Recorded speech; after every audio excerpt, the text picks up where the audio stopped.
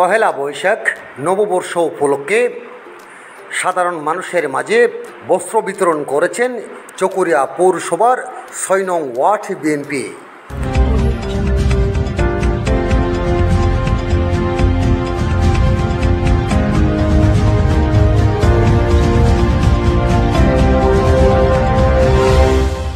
বাংলাদেশ জাতীয়তাবাদী দল বিএনপি স্থায়ী কমিটির সদস্য, কক্সবাজার জেলার সবচেয়ে জনপ্রিয় নেতা সাবেক মন্ত্রী সালাউদ্দিন আহমেদের পক্ষে চকরিয়া পৌরসভার ৬ নং ওয়ার্ড বিএনপির সভাপতি আব্দুল সালাম, সাধারণ সম্পাদক জাকারিয়া বাপ্পির নেতৃত্বে তাদের নিজস্ব অর্থায়নে পৌরসভার ৬ নং ওয়ার্ড হিন্দুপাড়া, রাকাইনপাড়া, বড়ুয়াপাড়া এলাকায় ১০০ পরিবারের মাঝে পহেলা বৈশাখ নববর্ষ উপলক্ষে অসহায় পরিবারদের মাঝে বস্ত্র বিতরণ করেছেন।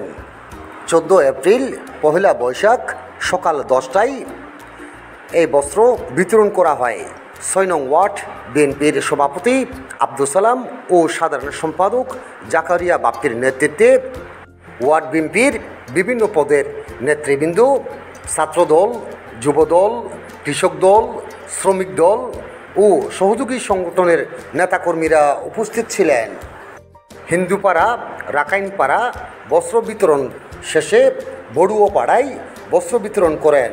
এ সময় ৬ নং ওয়ার্ড বিএনপির সভাপতি আব্দুল সালাম, কমিশনার ও সাধারণ সম্পাদক জাকারিয়া বাপ্পি সাক্ষাতে বলেন, শুভ নববর্ষ উপলক্ষে যারা বস্ত্র বিতরণ করছে সালাউদ্দিনের নির্দেশে এই যারা বস্ত্র কিনতে পারে নাই সবার জন্য বস্ত্র বিতরণ করতেছি। এই বড়ুয়াপাড়া, হিন্দুপাড়া ও মগপাড়া এই বলে আমার কথা শেষ।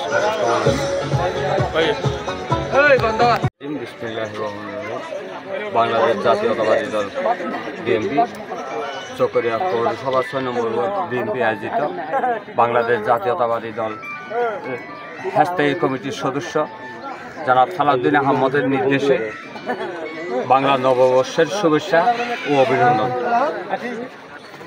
বাংলা নববর্ষের শুভেচ্ছা উপলক্ষে বস্ত্র বিতরণ করেন ৬ নম্বর ওয়ার্ড বিএনপি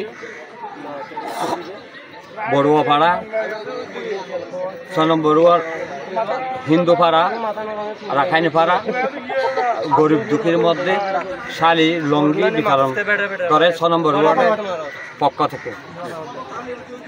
জাতীয় স্থায়ী কমিটির সদস্য সবাইকে জানাই শুভ নববর্ষ এবং সবাইকে সালাউদ্দিন ভাইয়ের পক্ষ থেকে বাংলা নববর্ষের শুভেচ্ছা, অভিনন্দন।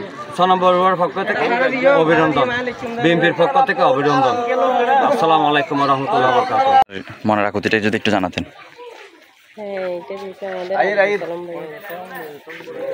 আপনার অনুভূতিটা কেমন লাগতেছে আপনার এখন?